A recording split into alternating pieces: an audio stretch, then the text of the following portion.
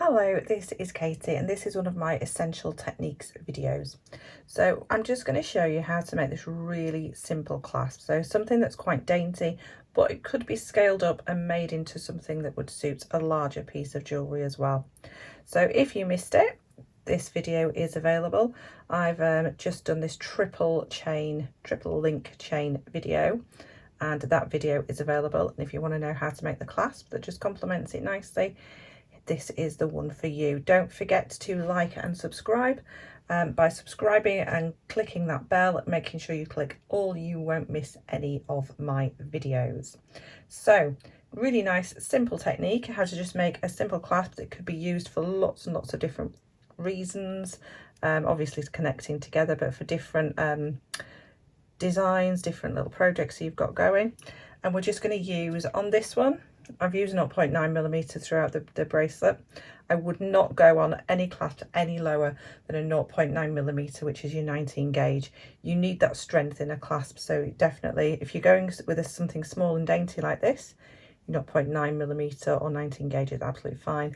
Anything that needs anything more substantial, definitely 1mm, even up to a 1.25 is better, more sort of, it gives you a little bit more strength, and it's the part of your jewellery that's going to get the most wear and tear. So definitely go for the highest gauge that your piece of jewellery, when you're looking at it in a balanced view, will take. So I've got my 0.9. You can work from the reel. It's just a little bit difficult when you're working on camera to work from the reel. So I've just cut off a short piece. We probably won't even use all this. This is probably about 12 centimetres long.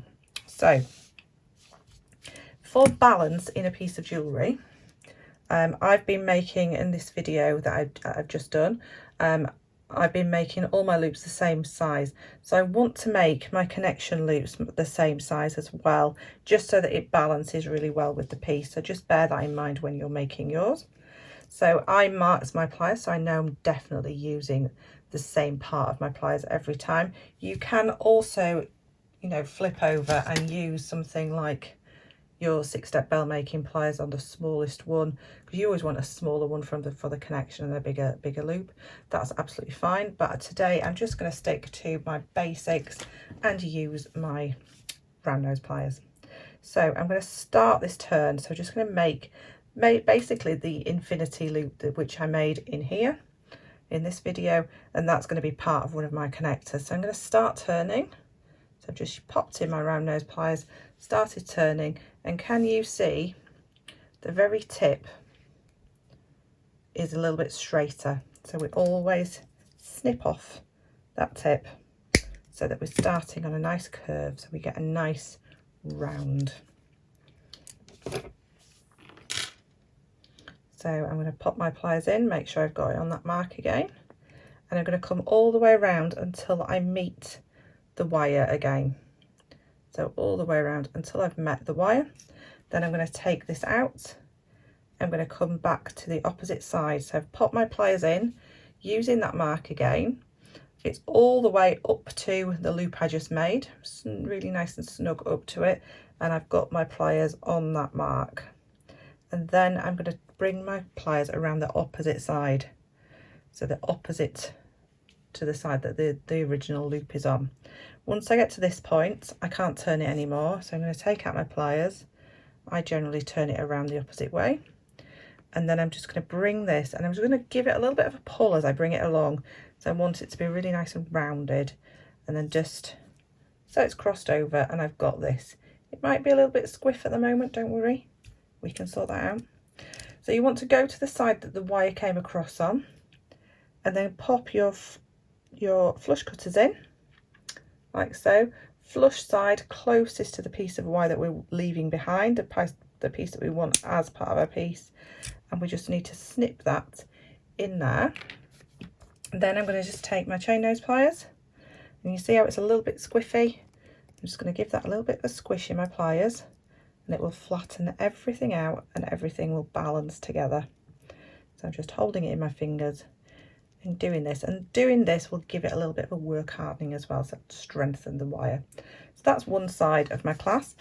So if you were to call this kind of a hook and eye clasp, that would be the eye part. So now we're going to make the hook. So what did I do with my piece of wire? There it is. So I've got the rest of my piece of wire, and again I'm going to start off with that small loop. So it doesn't matter if the end's flush cut, we're just going to pop it in the pliers right up to the end, start turning, take my pliers out and snip off the very end, so that I'm now starting once again on a nice loop, a nice rounded end. I go as far as I can with my pliers until the wire meets, till the end of my wire meets the rest of the wire. Swap sides once again, but this time we are going to place it in this position, but we're going to move it up the actual shaft of the round nose pliers and away. Okay, so we're going for the same position as we just did.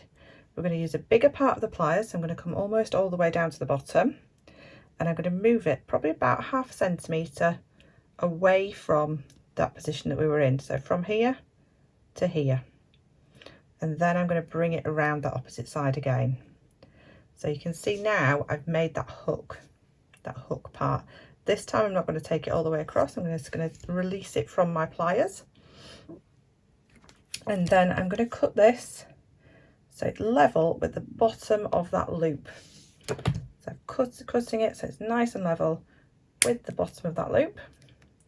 So you can see I've got plenty of wire left there, and then I'm just going to go in about halfway down the loop, and I'm just going to hold and protect the little loop that I've just made, the hook side, and just kick that out. So I've kicked it out in that direction. Now I can see if I think I want to take a little bit more off that, I can do. You can always take more off later. You can't take it off, can't pop it back on once it's done. And that's my hook done. Now the only other thing that you need to do when you're doing this type and you're not finishing it off with a loop is to file the end. So this is a jewellery file. You don't have to have jewellery files. Jewellery files only work in one direction, so you just need to work away at that end. But you can use an emery board, especially when you were just working on a small piece.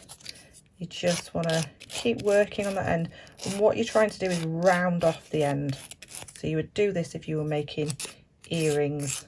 So just keep feeling it, keep working at it until you're happy. Honestly, it doesn't take very long at all to get a nice rounded end on there. So now you have got your hook and eye ready to go. So let's just add it to this bracelet, just one at a time. So I've made sure I finished my bracelet on a wrap loop, so I've got some nice security there. I'm just going to open up one side of my infinity link or eye. So by holding and supporting the opposite side, I'm just going to open that up like a door and pop this on. I'm just going to work my way around so that I can just close that so I know it's nice and secure. So that's one end, so it follows on and it flows really nicely. You don't have to have had the infinity links in your design, but it does work out really nicely with this one. And then this one, I'm going to open it up, support the rest of the hook, open it up like a door, just like the other side, and then I can pop in the last wrap loop, and then I can just supporting everything, close that up, make sure nothing's going to escape from there, and my bracelet is finished. And I've got a really nice secure hook, and it's in balance with the rest of the bracelet. So I hope you really enjoyed that and enjoyed making a little clasp with me. Nice little basic clasp. I will be making more intricate ones in the near future, so keep an eye out on my channel for more videos. I'm hoping to upload weekly, if not once, more than once, maybe twice, maybe 3 times, you never know. So don't forget to click that subscribe button, and I will see you again really soon.